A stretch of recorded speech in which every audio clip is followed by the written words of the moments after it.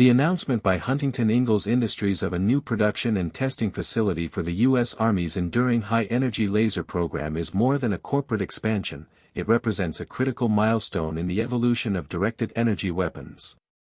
In a defense environment increasingly shaped by drones, loitering munitions, and fast-moving precision strike platforms, the timing could not be more significant. The decision signals a recognition within both industry and the Pentagon that laser-based weapons are no longer an experimental curiosity, but a pressing operational requirement for modern battlefields. At its core, the enduring high-energy laser program is designed to provide a vehicle-mounted directed energy system capable of neutralizing a spectrum of aerial threats, including small drones, rockets, artillery, and mortars. Unlike traditional interceptors, which rely on finite and costly missile stockpiles, this system offers engagements at the speed of light with a deep magazine, limited primarily by onboard power. For the U.S. Army, which has been forced to confront the growing challenge of drone saturation in multiple theaters, this capability is not simply desirable, it is vital to ensuring survivability and effectiveness in contested environments. The new facility under HII's Mission Technologies Division will serve as a hub for integration, assembly, and validation of these advanced systems. It will be equipped to simulate operational conditions, testing beam performance, power handling, and thermal stability before the systems reach the field. The Pentagon has emphasized the need for modularity and scalability in future platforms, and this facility is being constructed with those principles in mind. By aligning with the Army's modular open systems approach, it will allow for plug-and-play replacement of subsystems, rapid upgrades, and increased resilience in supply chains that are often stressed in prolonged conflicts. The result is a system that can evolve with threats rather than becoming obsolete in the face of them. What makes this development particularly relevant is its context within current global security dynamics. The war in Ukraine has underscored the limits of kinetic defense systems against low-cost, expendable aerial platforms. Both Russia and Ukraine have relied on inexpensive drones to gather intelligence, disrupt logistics, and deliver explosives. Conventional interceptors, while effective, are often too costly and too few in number to match the pace and volume of these threats. The lessons are sobering. Without scalable solutions, even technologically advanced militaries risk being overwhelmed by massed, low-cost aerial attacks. In this sense, the enduring high-energy laser represents not just a technological leap but a response to a problem being played out in real time. Directed energy weapons bring several advantages to this environment. Their low cost per shot compared to missile interceptors allows commanders to conserve expensive munitions for high-value targets while still protecting critical assets from drones and rockets.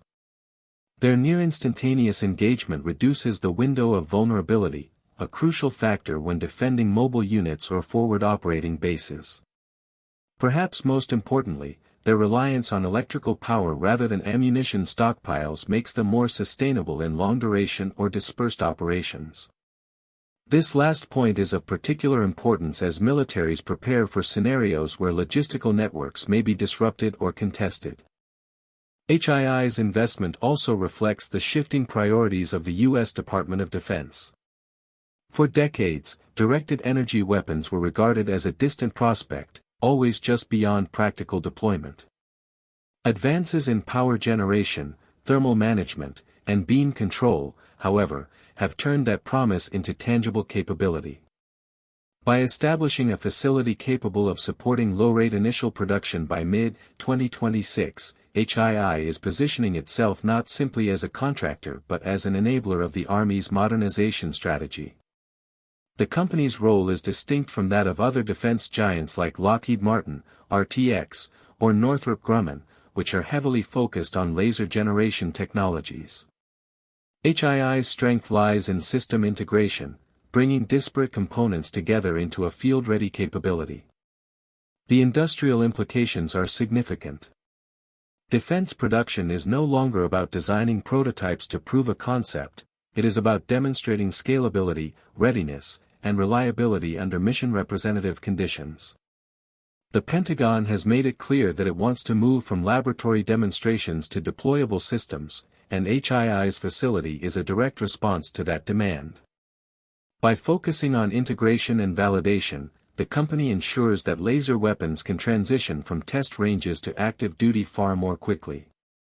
This represents a shift in defense procurement where timelines are compressed, and operational necessity drives accelerated adoption.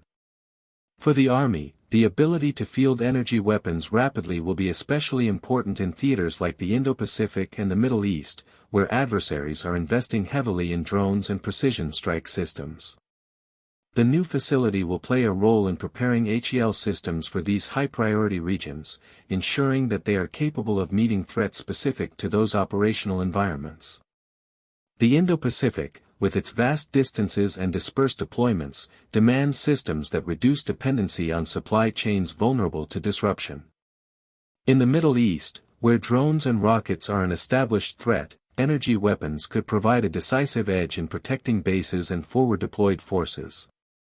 The strategic dimension is equally noteworthy.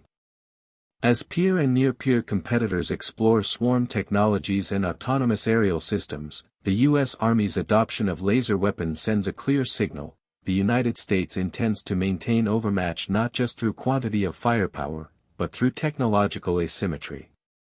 By reducing the effectiveness of low-cost aerial threats, laser weapons help preserve the Army's freedom of maneuver and protect high-value assets. This could have a deterrent effect as well, signaling to adversaries that attempts to saturate defenses with cheap systems will no longer yield the same results. Yet the path forward is not without challenges. While the advantages of E-HEL systems are clear, questions remain about power generation in mobile contexts, environmental factors that may impact laser performance, and the ability to scale production to meet the Army's demand. These are not insurmountable issues, but they require continued investment and testing. The establishment of HII's facility indicates a recognition of these challenges and a determination to address them systematically. By replicating operational conditions in controlled environments, the Army can identify and resolve problems before systems are deployed to combat zones. Ultimately, the creation of this new production and testing center represents a convergence of technological maturity, strategic necessity, and industrial capability. For years, the idea of laser weapons has hovered at the edge of science fiction, often dismissed as impractical. Today, the combination of battlefield realities and engineering progress has changed that perception. The U.S. Army is no longer merely experimenting with directed energy, it is preparing to make it an integral part of its force structure. HII's investment is therefore not just about building a facility, it is about building the future of warfare. In the years ahead, as the first operational units are fielded and deployed, the impact of the enduring high-energy laser will become clearer. It will not replace all existing systems, nor will it be a silver bullet against every threat. What it will do is add a critical layer of defense at a time when aerial threats are becoming more numerous, more sophisticated, and more accessible to state and non-state actors alike. In an era defined by rapid technological change and unpredictable conflicts, that layer could mean the difference between vulnerability and resilience.